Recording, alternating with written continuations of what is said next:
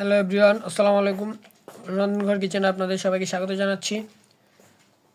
আজকে এখানে শীতের সময় একটা স্পেশাল রান্না করা হয়েছে।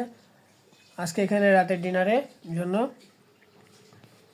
খাসির মাংস দিয়ে বিরিয়ানি রান্না করা হয়েছে। এই যে দেখুন, শীতকালে বিরিয়ানি খেতে খুব ভালো লাগে।